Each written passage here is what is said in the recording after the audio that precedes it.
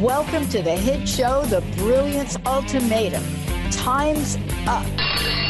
We have the power, we have the resources, we have the knowledge, we have the intellect, we have the innovation, and we have the heart to create a world based on parity, practical innovation, and potential. This hit show with Claudette Rowley will take us on a journey so we can explore our planet, our global community, and our opportunity for transformation.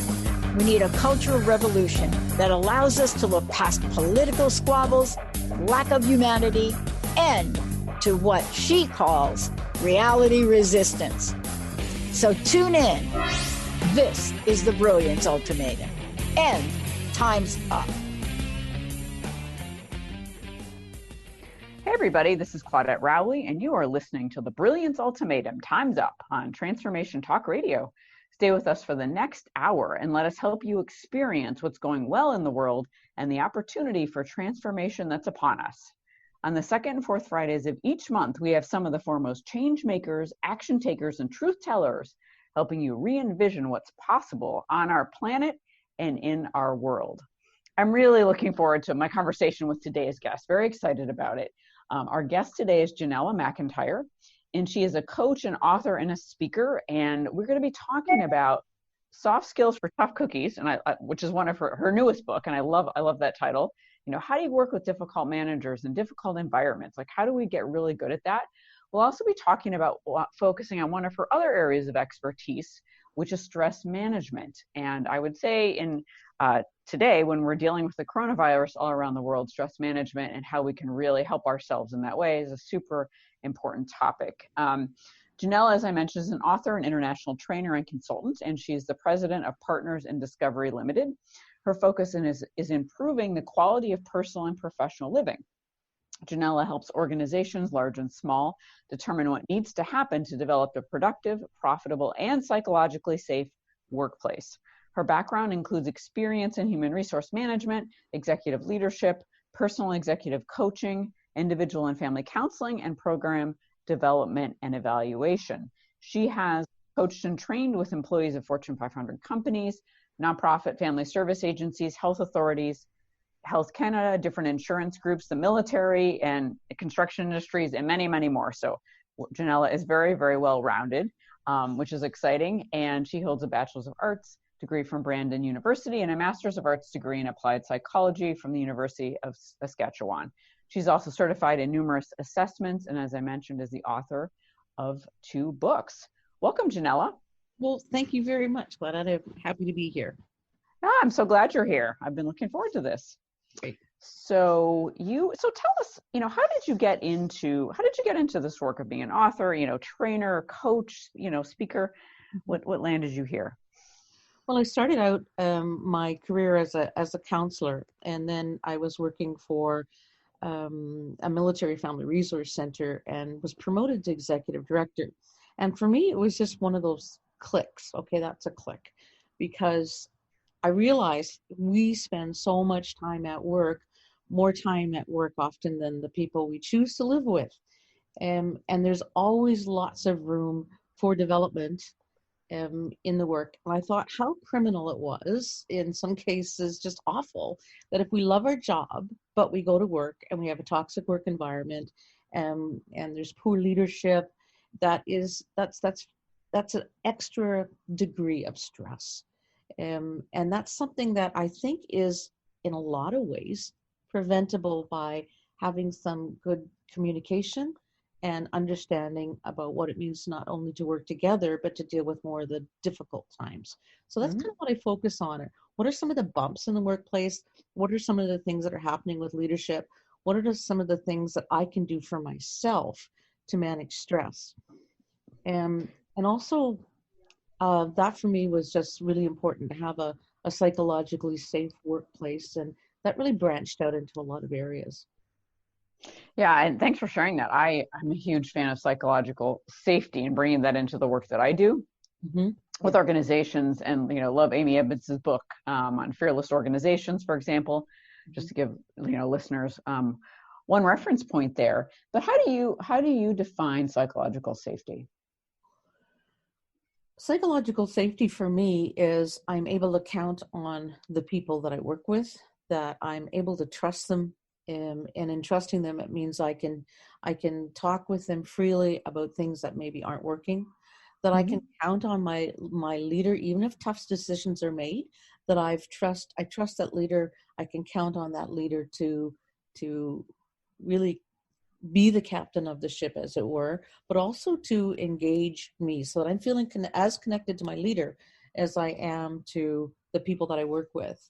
There are other factors, like formal factors about the psychologically safe workplace, which certainly include recognition, knowing that what you do matters, understanding workload, positive environments, and so on. So there are some formal factors that I think we would sort of see as intuitively obvious, but unfortunately, they sometimes don't translate to actually doing that in the field, in the office. Absolutely. And, and to build on your definition of psychological safety, I also think of it as a team being safe for risk taking, like emotional and personal risk taking, that I can talk about the fact that I made a mistake, right? And I'm not worried that there'll be retribution. People will gossip about me or talk behind my back, and that, I can bring out those ideas and I can be innovative, knowing that doesn't mean everyone's going to like what I say, but nothing negative is going to happen to me, because I brought forth my ideas or spoke up about something that maybe was unpopular. I agree. And I think Patrick Lencioni's work on the 5 dysfunctions of a team, it's been out for a while, but I really think he has nailed it in terms of the level of trust that we need to be able to deal with conflict, be able to have the results eventually that we want in the company and the organization. Absolutely. Huge fan of his work and book, and I also use it I'm actually using it with the team right now. So it is, I agree, he is another great resource. So listeners take note. Amy Edmondson, and then also Patrick Lencioni, 5 Dysfunctions of a Team. So speaking of books, tell us about your new book, Soft Skills for Tough Cookies. Well, I'm really excited about the Soft Skills for Tough Cookies because it is a result of about 15 to 17 years of working with people who, and in most cases managers, but not always, people who have are really technically proficient. They have the technical skills. They often have been promoted because of their success in their job. However, they don't have the soft skills, the relationship skills that are required in the leadership. So many of them can be very good in the task and in the technical aspect, but unfortunately not running the team very well. And in some cases, their career is at stake as a result of their lack of rapport with their team. And in some cases, just scaring their employees. Absolutely. So you end up in a place where people don't even feel comfortable, right? To be themselves. Yes. And then we get really focused on that, and it detracts not only from our psychological health, but it detracts in terms of productivity, safety. It has, as you well know, everything, as John Maxwell says, rises and falls in leadership. And whether I'm a frontline supervisor or a CEO, my leadership and how I come across to others is going to require the relationship as well as my being able to do the work. What are some of the key topics that you cover in the book? Right. Well, I'm just chuckling because it is a book that's designed to make you chuckle, but it's also very serious at the same time. So it gets kind of a serious message across in a very funny way. So over those 15 years, I started looking and noticing groups of individuals.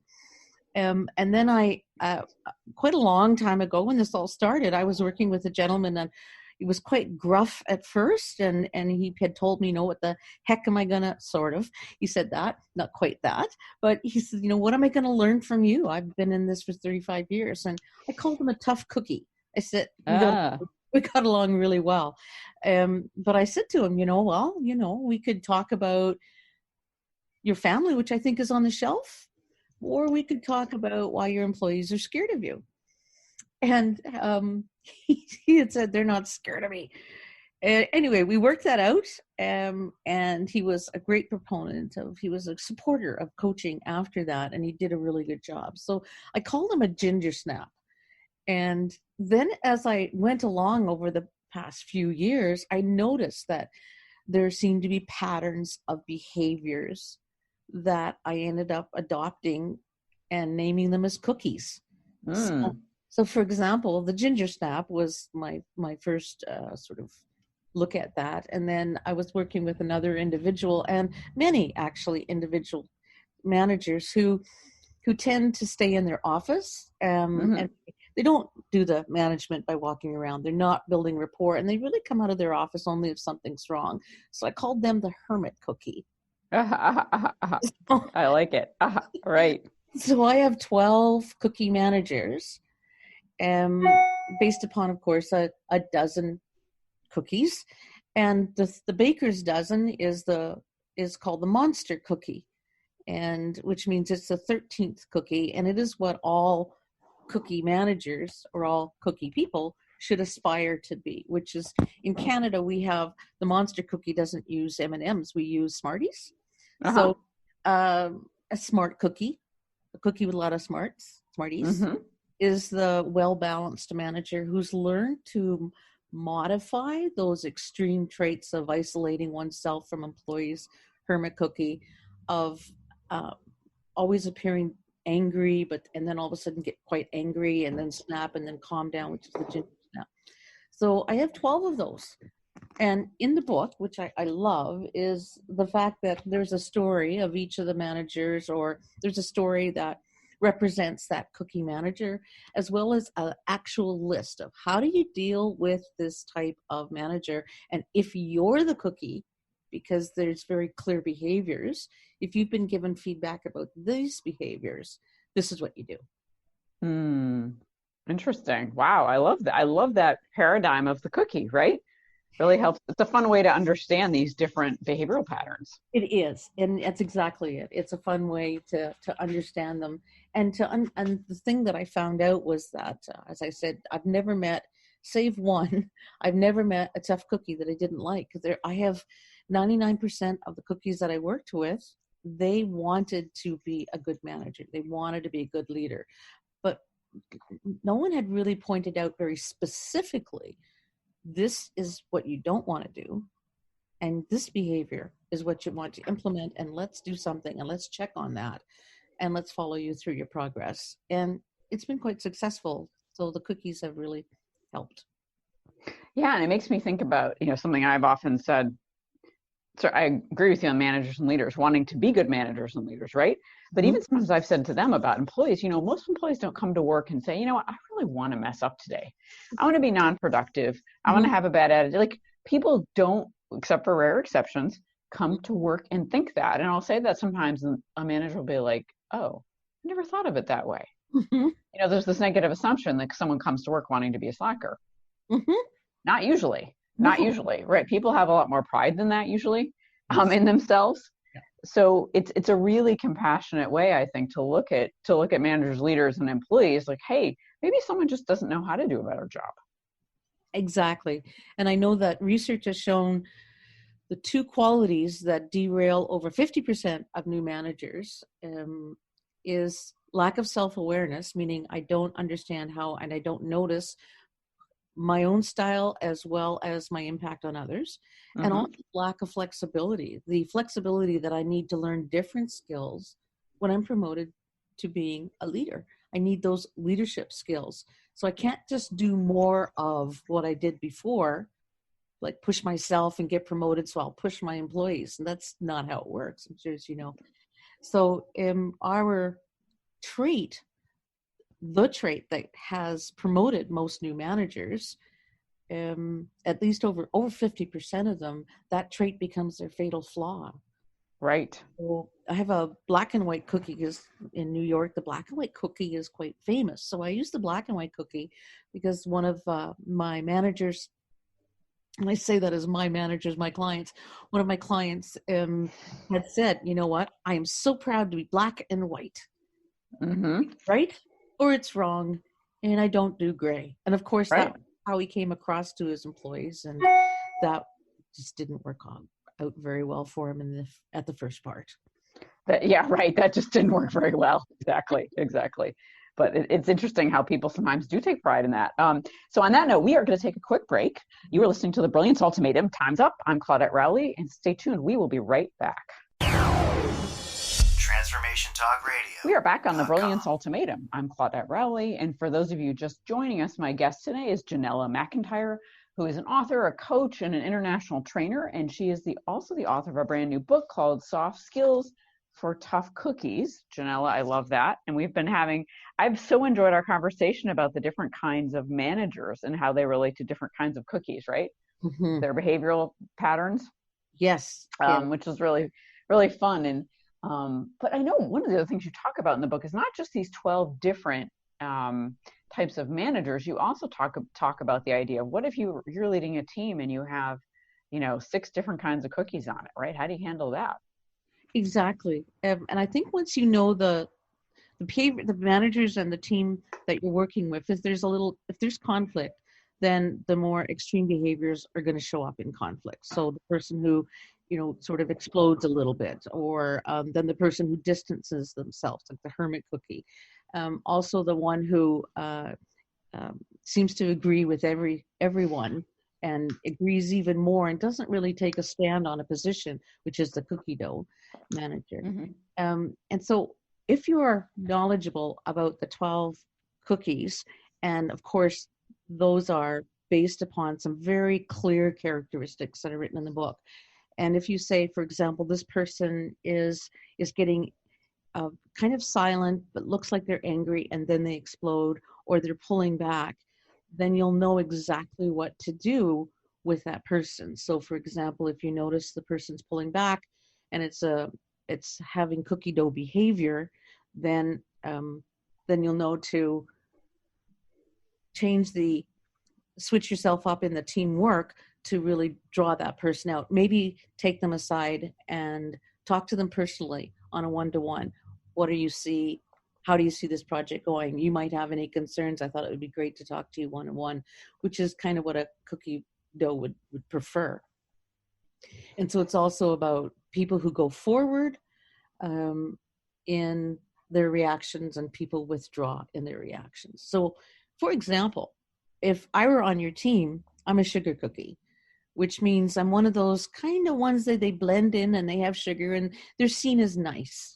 Mm-hmm. However, if you add a little heat to sugar, you get this beautiful caramel or creme brulee.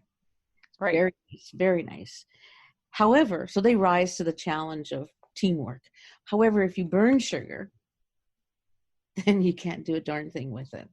Right. So that sugar cookies already have their resumes out the door. They're disengaged entirely. They could be very spiteful, perhaps, but they are done. And so you have to start that relationship over with them again. So it's identifying the extreme behaviors and then engaging in the different ways to speak and communicate to those behaviors to sort of put them back in balance. Yeah, absolutely. And I love that example, right, of the sugar cookie. And what happens when you treat a particular cookie in a certain way, right? And it gives us this different way of, this book must have been really fun to write with this metaphor of the cookies, right? Yeah, it really was. And it has, and I wanted people to be able to use this as a book that they could use with either their clients and coaching. So it says, for example, if you work with or know an oatmeal raisin cookie, which they don't like change, truly, it says, don't push. You'll get stuck in the cement of oatmeal if it hardens. So it says, don't criticize. Be prepared to speak to them directly, critically, but with facts and figures. So it's very practical in the same sense. Yeah, I can hear that, right? It gives you a point of reference that makes a big difference. Mm-hmm. Yeah, definitely. Wow, excellent. And you have a second book. I right? do. You have a second book about 5 steps to stress management, right? Right. Yeah. And, as I mentioned before we started the show today, I had looked at that one because I was thinking, with everything that's going on in the world right now and people being, in my assessment, at least so far, I would say extra stressed, right? Mm-hmm. Being in this position of the unknown, the uncertainty around the coronavirus, not exactly sure, what's going to happen where you live, and are you going to get sick or not? What happens to work? What happens to school, right? There's all these unknowns. And I was curious, have you been, in terms of your clients or your work, have you been starting to help people with this, deal with this, have these conversations? Yes. Yeah. Actually.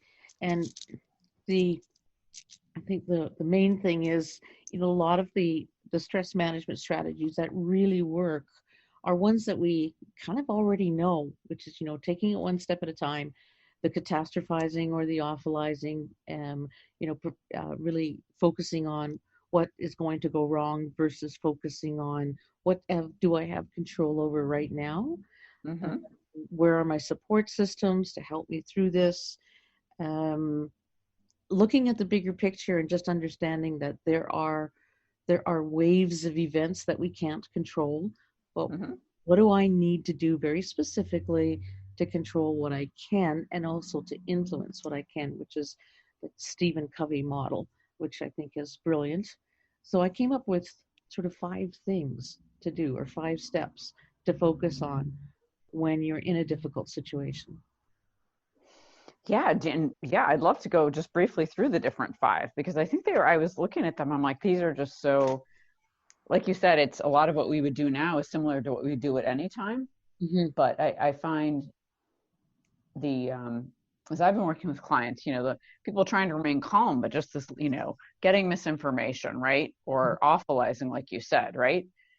And how do we keep things more, I heard a great question yesterday, which was to ask yourself, what is real right now? Mm-hmm. What is real? Which keeps you in the moment. What do I know? Right? Mm-hmm. What do I need? Versus, Mm-hmm. oh my God, what's going to happen? Exactly. Which is very stressful, because we kind of sort of big picture probably know, because we've seen what's happened in other parts of the world, but we don't know exactly what's going to happen. Mm-hmm. And I think that's hard. That's really hard. It is hard when you have the emotions of fear and uncertainty. It's a wave that really takes over and distorts, not only really disallows us from thinking rationally, because I know someone would say, okay, well, think positively. Well, I'm not a big fan of someone in the middle of a crisis telling me to think positively, because if I could, I would. Right, exactly. Would have already done that, thanks. It's a little bit more complicated than that. Yeah. And yet, in a way, it's kind of simple, depending upon if you know yourself and if you know what strategies work for you, which is why the subtitle of the book is called Recognizing What Works. And it really could be recognizing what works for you.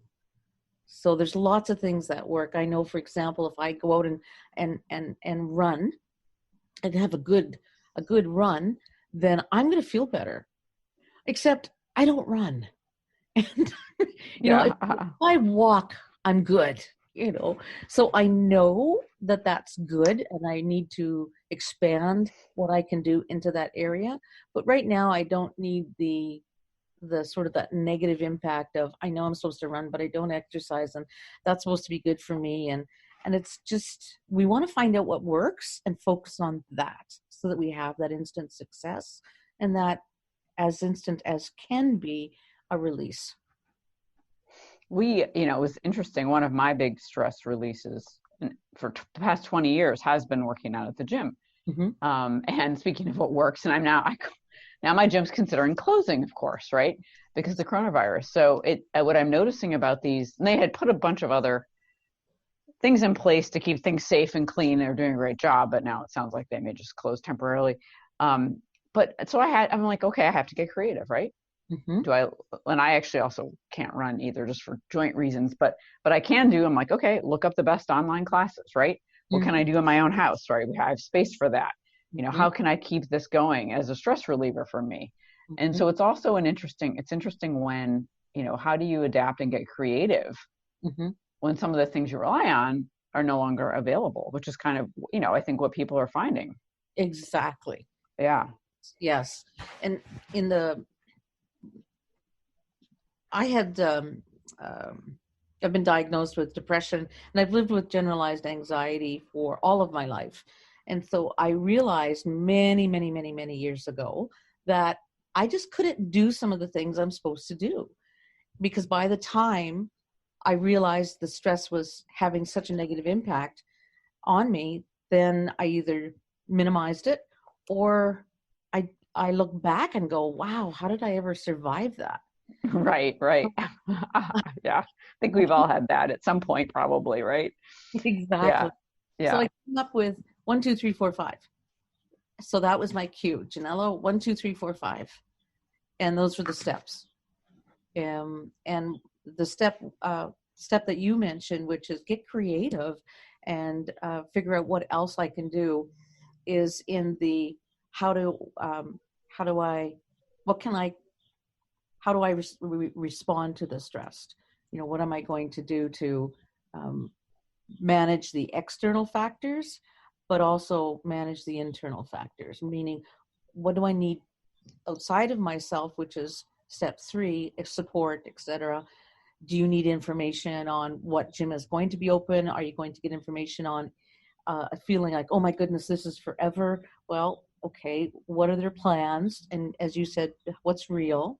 And then also managing the internal factors. Before we can decide on really what to do, there needs to be some thought around what is it specifically that is the threat for me. So is it the threat that, I'm going to get stiff, I'm not going to want to come back? Or is it the threat that, wait a second, how do I handle being in close quarters with my family for this long? How do I handle the financial hit?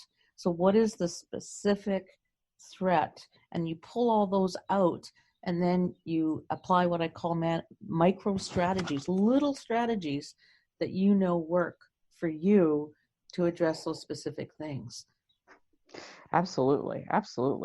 And I love this idea of micro strategies. And we're going to take a quick break. When we come back, I'd love to explore that a little bit more for listeners. So you are listening to The Brilliance Ultimatum. I'm Claudette Rowley, and stay tuned. We will be right back.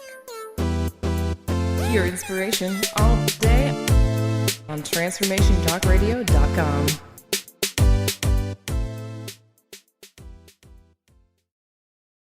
We are back on The Brilliance Ultimatum. I'm Claudette Rowley, here with my guest today, Genella Macintyre, who is the author of Soft Skills for Tough Cookies and 5 Steps to Stress Management, as well as being a coach, consultant, and speaker. So Genella, for those who would love to get your book and find out more about your work, what's the best way to do that? Well, the book's certainly available on Amazon.ca and .com. But my website is very direct. So my website is partnersindiscovery.com. Excellent. Thank you. Yeah, you'll see a store there, and it's all set up to purchase that book, as well as I have a children's book about my service dog, Tucker, as well. So that's kind of interesting. You'll see it there as well. But yeah, the 2 books that we're talking about today, they're definitely there or on Amazon. Oh, I actually did see that book about, or maybe I didn't see the book, but I saw Tucker on the website. Yes. I did not see the book. But yes, Tucker looks very cute. Yes, he's a very good boy. Very good boy. Excellent. Excellent. So before we went to break, we were talking about, started to talk about some of your 5 steps, right, to stress management, but you started to talk about this idea of the micro strategy. Could you tell us more about that? Absolutely.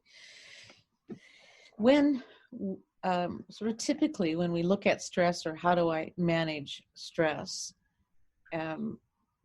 we often think of a big thing, such as when I go on vacation, when I do this, or when I get that. And again, it's future oriented, and there's a condition of when this happens, then it'll be okay. And I think most of us get surprised that, when we're on vacation, we might not feel well, or when we get back, it's still there. So how do we become more aware of the small little things that we do that will help give us the energy throughout the day? So as opposed to focusing on really big things, then the micro strategies would be broken up into 3 different areas. And I call it your stress style, or your stress response style. And one of them is physical. The other one is emotional.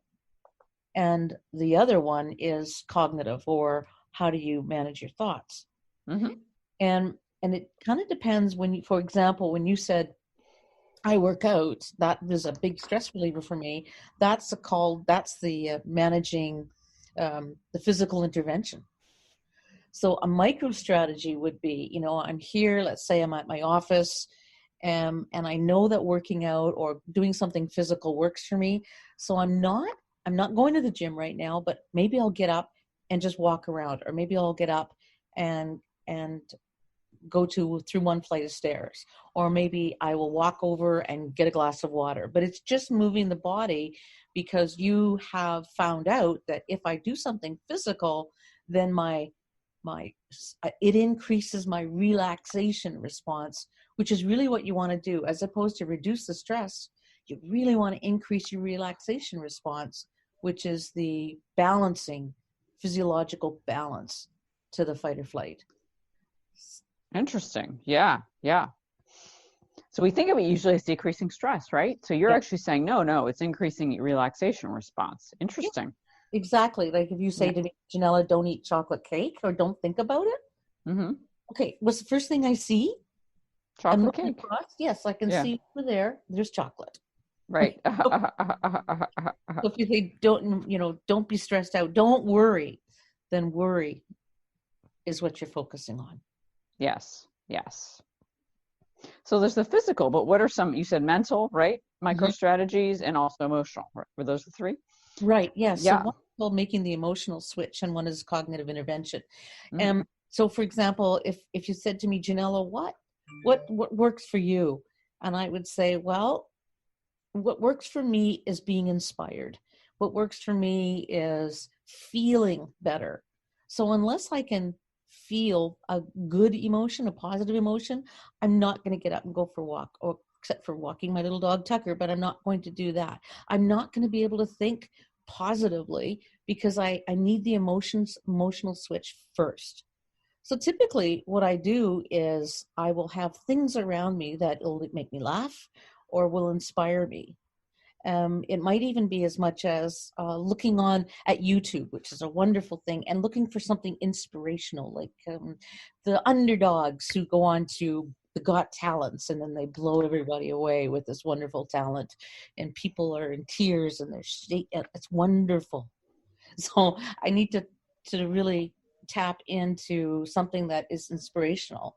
And research again shows that you can't have humor, and that comes from Loretta LaRoche, humor and gratitude or inspiration in the same second as having an intense fight or flight response. Right. So that's shifting it again back, putting the sympathetic and the parasympathetic system back in balance. So the emotional switch could be, doing something that makes me feel good.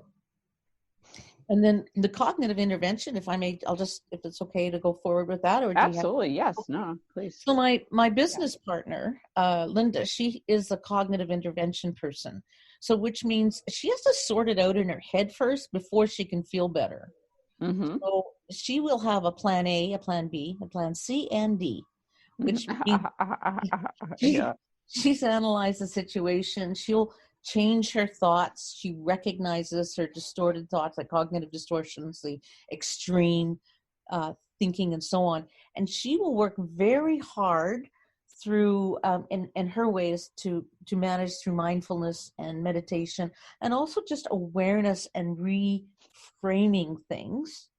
And she'll do that cognitively. Now, when she can do that, she's going to feel better. When she feels better, she'll probably be able to have more release to go out for a walk and feel more freedom to be more active if that's what she decides. So they're all connected, but it's like, which door do you enter? Door number 1, door number 2, or door number 3, which has the biggest impact for the shortest time? Yeah, thank you for sharing those. I think that's a really, really interesting way, to understand, like you said, which one's first for each of us. Mm-hmm. Or is it physical, mental, emotional? And one of the things I know I do is I have to understand why I feel. I'm very, very cognitively focused also, like Mm-hmm. why I feel something. So if I understand the why, even if I don't like the emotion, I can deal with it. But what drives me crazy is not understanding why, because I usually can figure it out. I'll be like, I can't understand what's going on that's making me feel so sad or so irritated or whatever. So it's interesting, that sometimes we just need some kind of understanding about, I think, where we're coming from. Mm-hmm. And that helps us decide what to do about it. Exactly. And Yeah. what to do about it is using the 3 different doors, the 3 different interventions. But in step 2 of the 5 steps is identify your stress. So you're absolutely right. What is upsetting for me? And I believe it's Dr. David Burns who, did the seminal work on cognitive behavioral therapy. He has this wonderful called the downward spiral technique. And he would say, okay, so this is, my work has stopped for 2 weeks.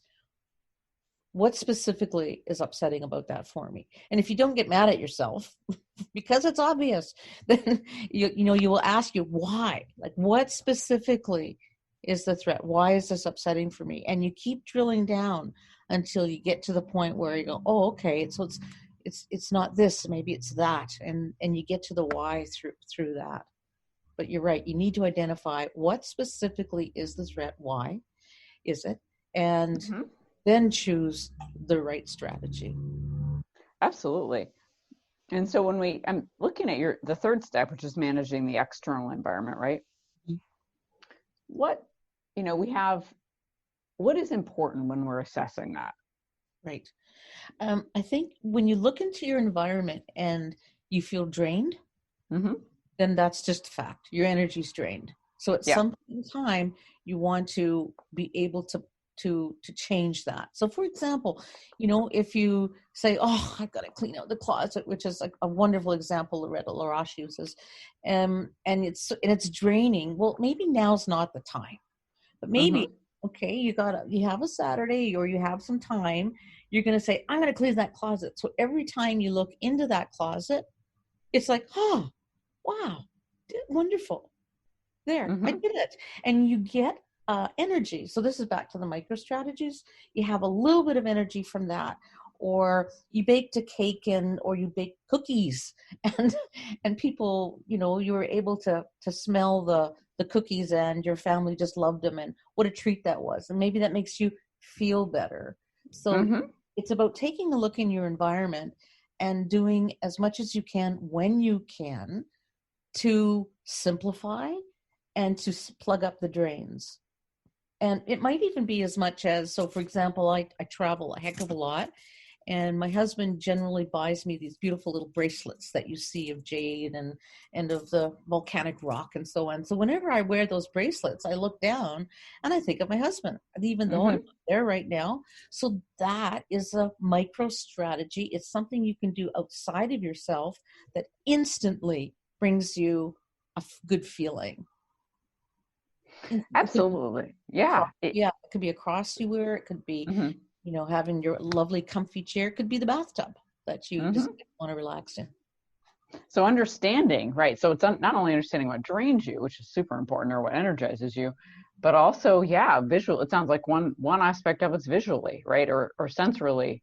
Yes. What can inspire you or make you feel better, or give you that dopamine hit, like looking at a bracelet from your husband, right?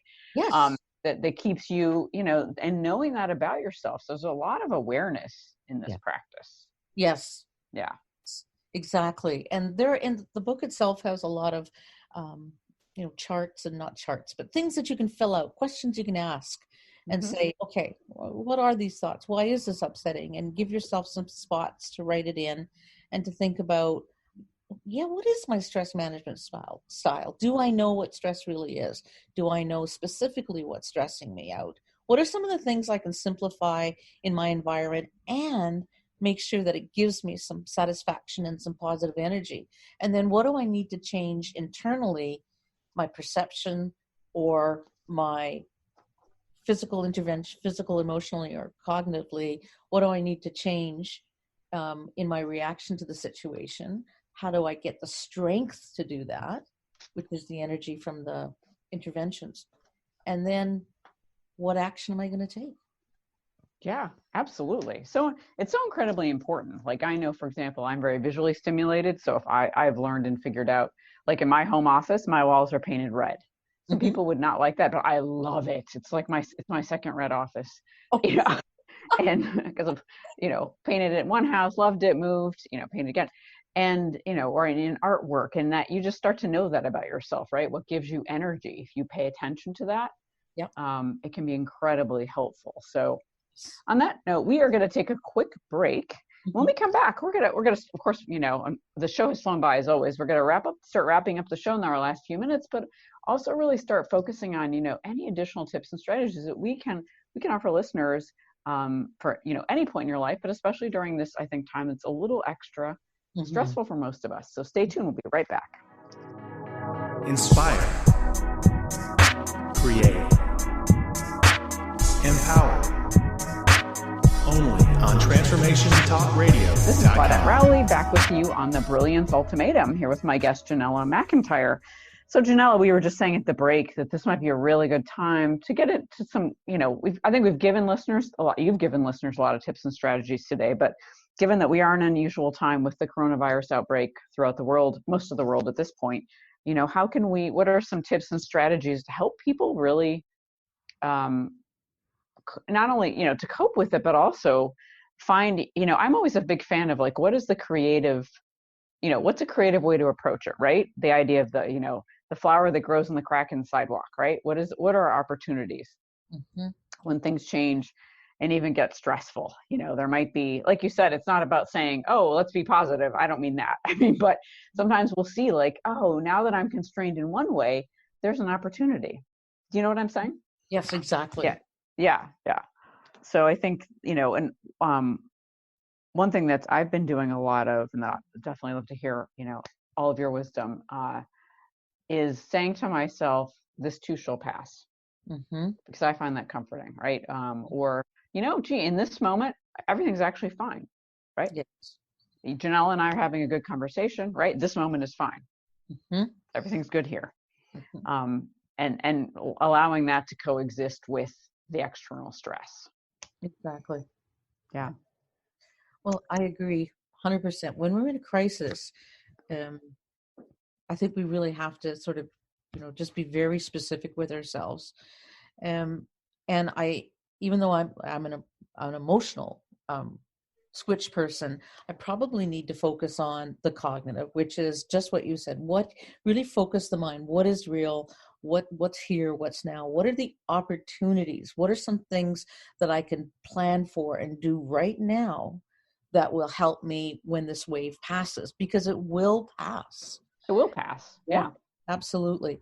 And perhaps again, now there's what are specifically, what are the threats that are facing me? If indeed, for example, financial, what are the programs that are out there? What do I need to do? So it's about getting very conscious about what you're going to do to maintain your energy and your well-being, and B, what do you need to do to manage the threats? And so you identify both of those, and they'll be pretty clear because there's a lot of people very upset and the economy, what's going to happen with the economy. But we have to bring it back here and now and realize this is a wave. It will pass. Now, what can I do in the moment if I'm 2 weeks in symbolically my four walls? What can I do that's going to be good for me to build up my resilience so I have the strength to deal with how it's going to be on the other side? So it might be getting more sleep. It might be spending extra time with your family. It might be, looking at more inspirational things. It might be taking out a balance sheet, talking to your accountant, speaking to your investor who's going to say, this will pass. And just kind of, as you had said, you need that immediate plus taking a look at the big picture as well. Right. And I think it's an opportunity for many people to build a bit of a different skill set, isn't it? Mm-hmm. And I think what you said, this will pass, is such an important reminder, because I think when we're in a time of crisis or extreme stress, Mm-hmm. it feels like it's forever. Yes. and like our brains say that. It's just, I think when when you're really upset about something, right? God, it feels like you're going to feel that way forever. Mm-hmm. And of course we won't feel that way forever. I remember when I was in college, which was 30 years ago, but I still remember a counselor I went and saw, and she was at part of the campus health center. You get 2 free sessions with her, and I remember her name was Rebecca, and she was like over 70, probably 5 feet tall, and had bright red hair. I don't know. I remember one of those things you remember for some reason, right? But she looked at me one day, or one of the 2 sessions I had, and she said, if you just sit with the feeling, it will pass. And I've never forgotten that, because that was just like mind blowing to me, because my concern, I was probably 20 or whatever, right, was that if I felt something intensely, it would never go away and I'd be stuck with it forever. Mm-hmm. Well, if you just sit with it and don't try to repress it or get rid of it, but just sit with it, it will pass eventually. Mm-hmm. Like all feelings transform. And that just really was, life-changing for me at that moment in time. And I think it applies now, right? Mm-hmm. That everything transforms. Exactly. Yes, exactly.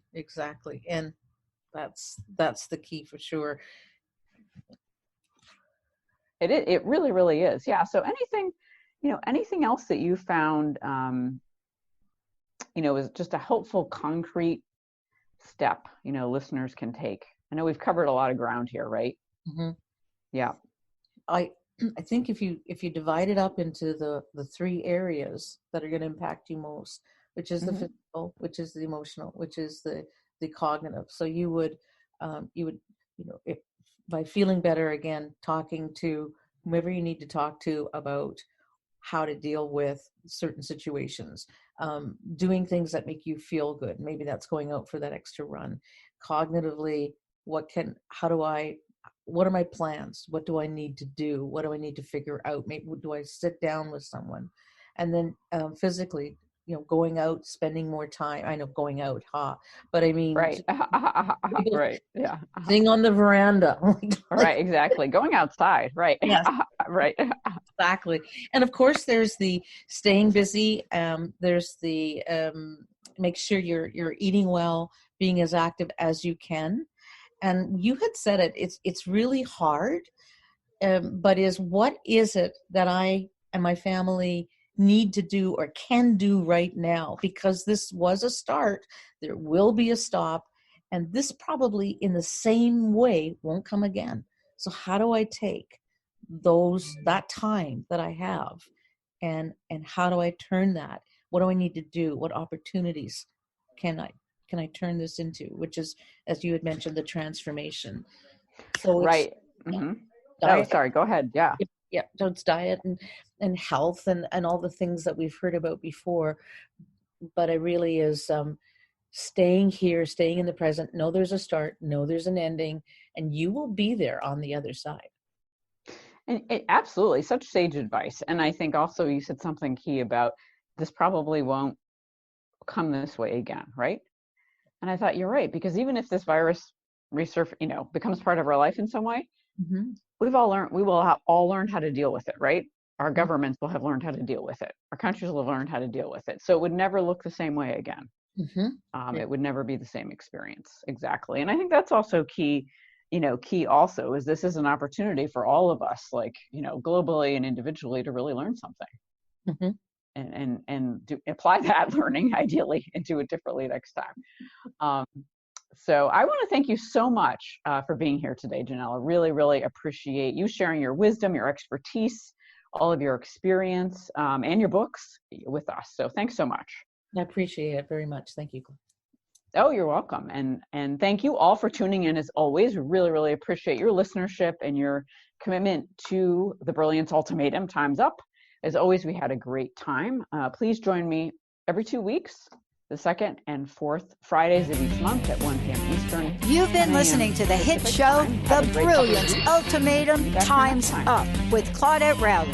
Tune in next time on TransformationTalkRadio.com for powerful conversations, practical innovations, and transformative solutions as Claudette and her guests delve into the possibilities and move beyond the mindset of division.